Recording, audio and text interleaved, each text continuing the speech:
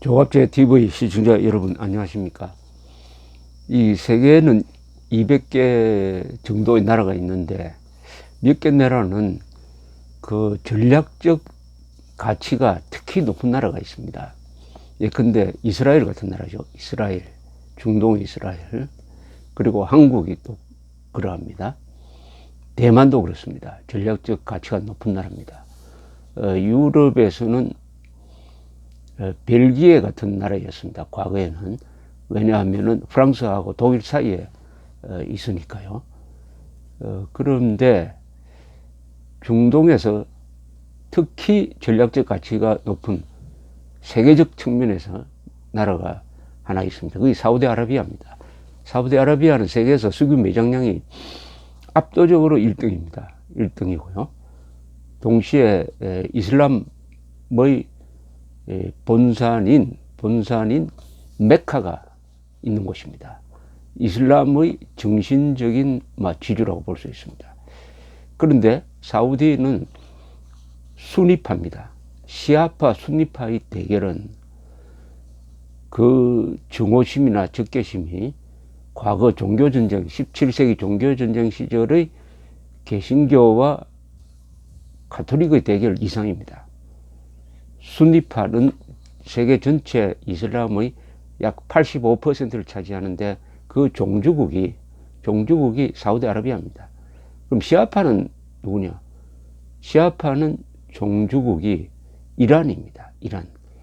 이란과 사우디아라비아의 대결은 첫째, 시아파와 순니파의 대결일 뿐만 아니라 이란은 종족이 아랍 사람들이 아닙니다. 이란은 이란 사람이에요.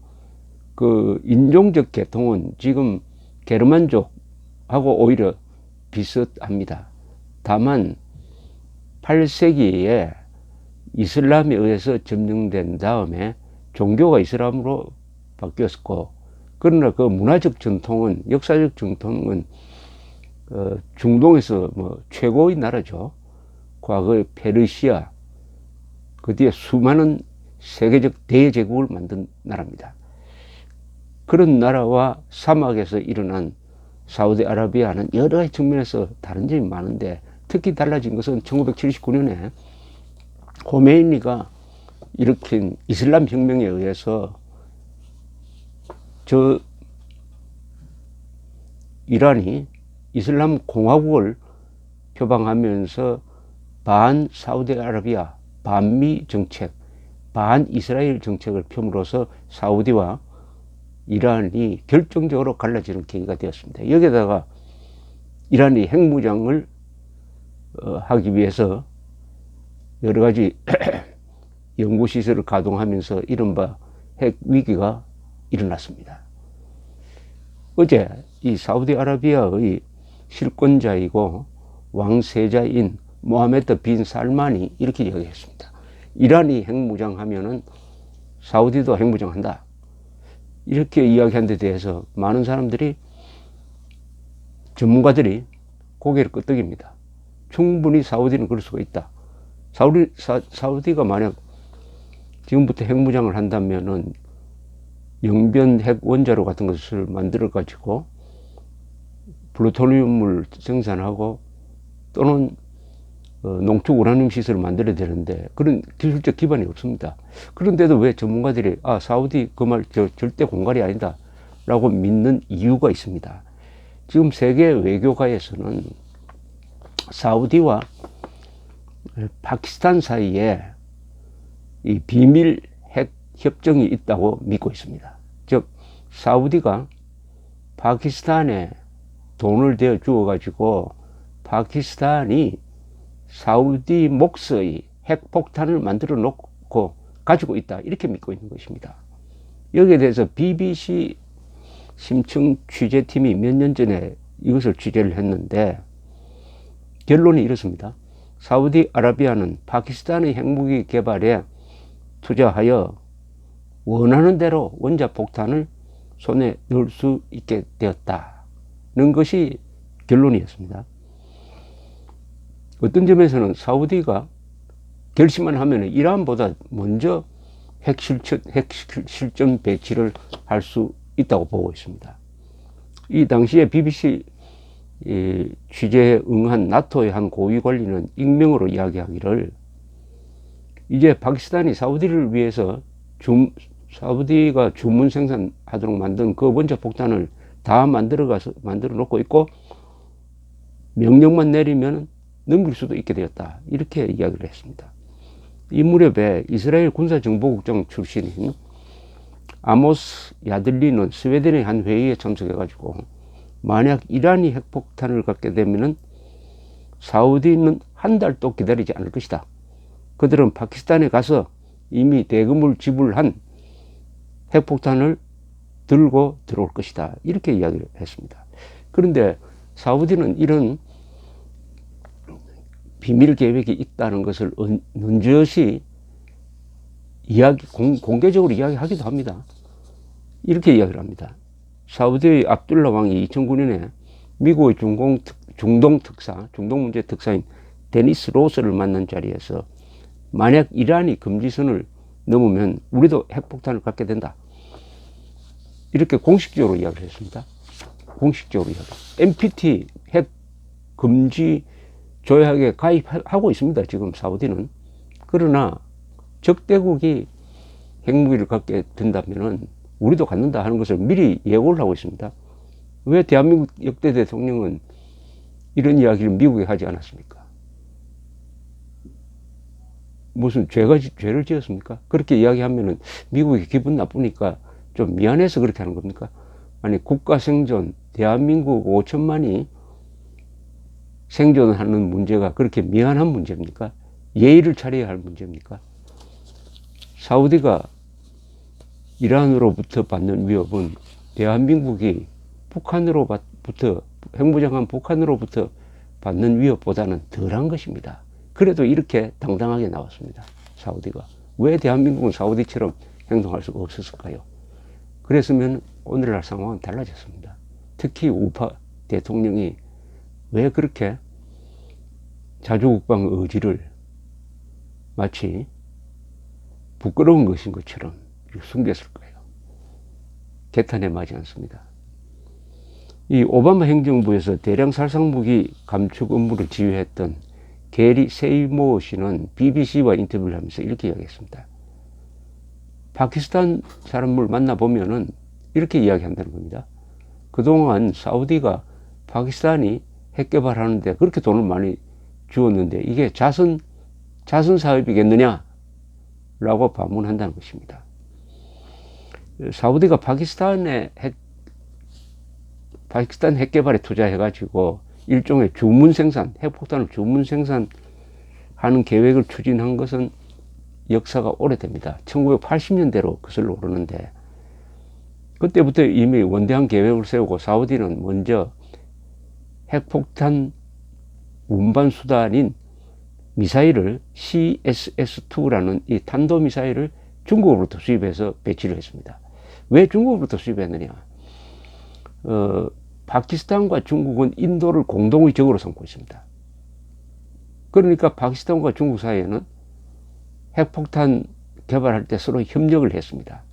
그러니까 중국이 파키스탄의 핵 개발을 도왔습니다. 또 파키스탄은 북한, 리비아 등등 다른 나라의 핵 개발을 도왔습니다. 그런 관계니까 사우디가 중국이 생산한 핵탄두 운반이 가능한 CSS-2 탄도미사일을 수입한 거죠. 1990년에 파키스탄 사우디의 비밀 거래소에 이제 확산되니까 사우디는 우리는 핵 확산 조약, 즉 NPT 조약에 가입했다, 이렇게 이야기를 했지만은 그 NPT 조약은 언제든지 탈퇴할 수가 있습니다. 특히 이란이 핵무장하면은 사우디는 이렇게 이야기할 것입니다. 우리는 NPT 10조에 의거하여 탈퇴하겠다. 즉 NPT 10조는 핵 문제로 인하여 자국의 국가 생존 차원의 심각한 문제가 발생할 때는 탈퇴할 수 있다고 되어 있습니다. 우리가 그렇게 했어야죠. 우리가 북한이 핵실험에 성공한 2006년에 노무현 정부는 당연히 NPT 조약에 근거해 가지고 우리는 탈퇴한다는 선언을 했어야 됩니다. 그리고 탈퇴했어야 돼요. 그렇게 됐으면 주도권이 우리한테 넘어갔습니다. 이명박 정부 시절에 핵실험이 있었지만 이명박 정부 그렇게 하지 않았습니다. 박근혜 정부도 마찬가지였습니다. 당당하게 국가 생존 차원의 권리를 행사하지 않았다는 것입니다. 그렇게 돼서 지금 나라가 이 모양이 되고 박근혜 대통령이 감옥에 가 있는 하나의 이유가 되었다고 봅니다. 저는. Eating the Grass라는 책이 있습니다. 이것은 파키스탄의 페로즈 하산 칸 소장이 쓴 이 파키스탄 핵개발의 역사를 다룬 반공식적인 책인데요. 여기에 보면은 너무나 노골적으로 이렇게 썼습니다. 사우디의 너그러운 금전 지원이 파키스탄의 핵개발을 성공시켰다. 이렇게. 사우디가 반드시 우리가 핵을 가져야 되겠다고 결심한 것은 2003년부터라고 합니다. 2003년부터 더 구체적으로 됐다고 합니다. 2003년에 무슨 일이 일어났냐 하면 부시가 후세인이 핵을 개발하고 있다는 것을 빌미로 삼아서 제2차 이라크 전쟁을 일으켰습니다. 이때 사우디는 반대를 했습니다. 왜냐? 후세인은 비록 독재자지만 후세인이 이란을 견제해주고 있다. 사우디는 어디까지나 이란이 주적입니다. 그런데 부시가 쳐들어가서 후세인을 죽이는 데까지 성공했지만 내전 상태로 가는 바람에 이라크가 요즘 약간 수습이 됐습니다만 10년 정도 완전히 지금과 같은 지금 시리아와 같은 꼴이었습니다. 이걸 보고 사우디는 미국도 믿을 수 없다 해가지고 더욱 파키스탄과의 핵 협력을 강화했다는 것입니다. 그런데 파키스탄과 사우디 사이의 이 비밀 협정 내용이 뭐냐 하는 것은 밝혀진 게 없습니다. 이렇게 추측할 수 있습니다. 일단 유사시에 사우디 몫으로 만들어 놓은 핵폭탄을 넘기는 것이냐. 넘기면은 사우디는 이미 미사일을 갖다 놓았으니까 그게 붙이기만 하면 됩니다. 이것은 그러나 너무나 심각한 국제적 문제를 이야기를 합니다. 핵폭탄을 파는 거 아닙니까? 지금 미국이 가장 두려워하는 것이 핵물질이나 핵폭탄이 IS나 알카에다 같은 데 넘어가는 것입니다. 그런데 파키스탄이 그렇게 하면 어떻게 되겠습니까? 미국이 파키스탄을 가만둘 수가 없죠. 그러지 않고 파키스탄의 핵 운용 부대가 사우디로 가서 사우디에서 사우디군과 공동작전을 하는 거죠. 그리고 핵 발사 단추는 듀얼 키라고 그래가지고 파키스탄과 사우디가 합의하여서만 핵 발사 단추를 누를 수 있도록 하는 장치를 두는 것. 둘 중에 하나가 아니겠느냐 하는 것입니다. 수년 전에 이스라엘 정보기관은 이미 핵폭탄이 사우디로 넘어와서 실전 배치되었다. 이런 주장도 한 적이 있는데 이것은 이스라엘이 어떤 의도를 갖고 흘린 것이 아닌가 이렇게 보기도 한답니다. 만약 미국이 북한의 핵무장을 끝내 막지 못한다면은 동북아시아에는 북한 핵, 러시아 핵, 중국의 핵에 위협을 받고 있는 나라가 세 나라가 됩니다. 한국, 일본, 대만이죠. 이 세 나라가 파키스탄, 사우디가 협력했듯이 핵 개발과 핵 배치에 협력해가지고 공동의 방어망 또는 핵무장을 강구할 수도 있다는 생각이 듭니다. 물론 미국의 핵 우산이 지켜준다는 보장도 있지만은 사우디도 마찬가지입니다. 사우디에 미군 기지가 있지 않습니까?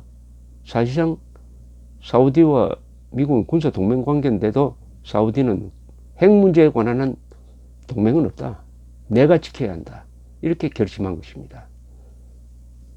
대한민국 역대 정부 안보를 중요하게 생각하는 한국의 우파 세력이 반성해야 될 부분이 바로 이 대목입니다. 감사합니다.